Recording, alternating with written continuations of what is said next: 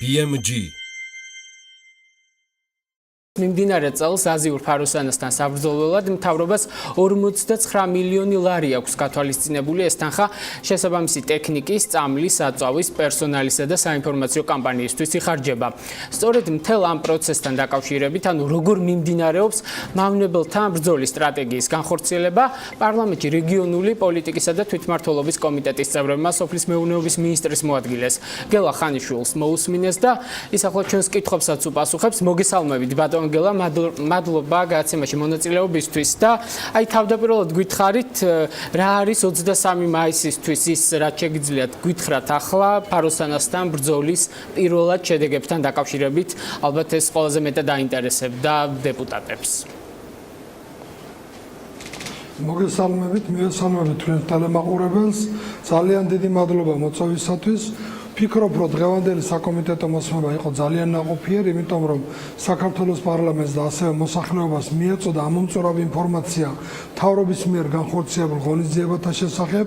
შეიძლება ითქვას, რომ ის სტრატეგია, რომელიც დასახულია მთავრობის მიერ 2018 წელს აზიურ ფაროსანასთან ბრძოლაში და ის სამოქმედო გეგმა, რომელიც სტრატეგიის ადეკვატურია, სრულყოფილად სრულდება მიმდინარე ეტაპისთვის.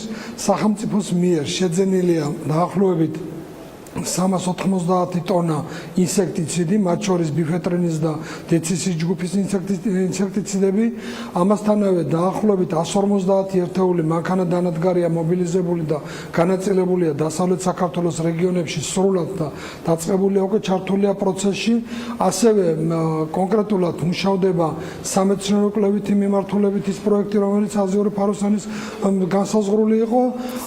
ძალიან დიდი წარმატებები გვაქვს ჩვენ უშუალოდ პროექტის განხორციელებაში, იმიტომ რომ იცით თქვენ და იცით საზოგადოებამ, რომ აბაშაში შექმნილია საკოორდინაციო შტაბი, რომელიც სრული დატვირთვით მუშაობს, მიეწოდება საზოგადოებას და მიეწოდება თითოეულ სოფელს ინფორმაცია, როდის, სად, რომელ საათზე, რა წამლობა განხორციელდება და ვფიქრობთ, რომ ღონისძიებები, რომელსაც ჩვენ ვატარებთ, როგორც ნისლით, ისევე ცივი შესხურებით, აბსოლუტურად დადებით შედეგს იძლევა და თითოეული რაიონი, თითოეული სოფელი, რომელიც უკვე დამუშავებული გვაქვს და მონიტორინგის ქვეშ არის მოქცეული, ამის დადასტურების მაჩვენებელია. დიახ, ბატონ გელა, თქვენ ახსენეთ სამეცნიერო-კვლევითი მიმართულება. აი გითხარით, თუ შეგიძლიათ, როდის შეიძლება ამ მიმართულებით ველოდეთ პირველად შედეგებს მაინც და რა შეიძლება ვიგულისხმოთ, დაუშვათ ბუნებრივი მტერი თუ სხვა შესაძლო ბრძოლის საშუალებები.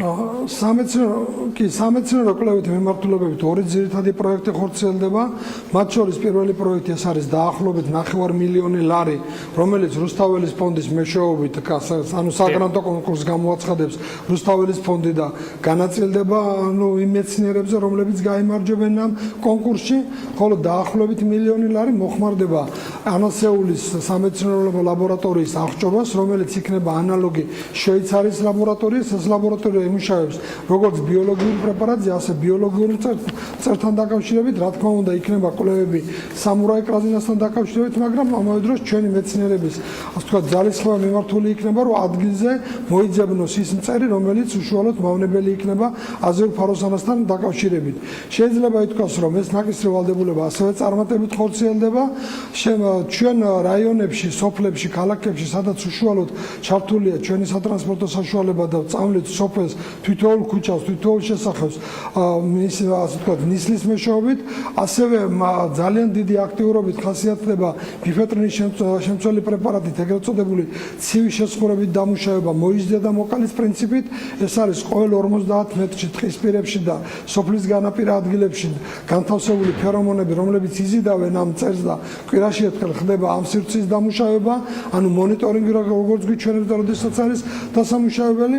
გვინდა აღვნიშნოთ, რომ ჩვენი მოწოდებები მოსახლეობის ნაწილმა, თუმცა ძალიან მცირე ნაწილმა გაითვალისწინა და ამიტომ იმედი გვაქვს, რომ მათ ძალიან კარგი მოსავალი ექნებათ, მაგრამ მინდა კიდევ ვისარგებლო თქვენი ეთერი და მოუწოდო დასავლეთ საქართველოს მოსახლეობას, რომ მაქსიმალურად გამოიყენონ მათ ხელს არსებული რესურსები და საშუალება და ებრძოლონ აზიურ ფაროსანას, მით უმეტეს, რომ 2017 წლის შემოდგომით ჩვენ 230,000 ოჯახში დავარიგეთ უშუალოდ, ასე ვთქვათ, ინსექტიციდი, დავარიგეთ ის ინსტრუქციები თუ როგორ და რანაირად უნდა იმოქმედონ სახლის ფერობებში და იმ სადგარმი და უნაკვეთებში, რომელიც მათთან არის და მათი ეფექტი და ეფექტური ჩართულობა ჩვენთვის არის ძალზე მნიშვნელოვანი.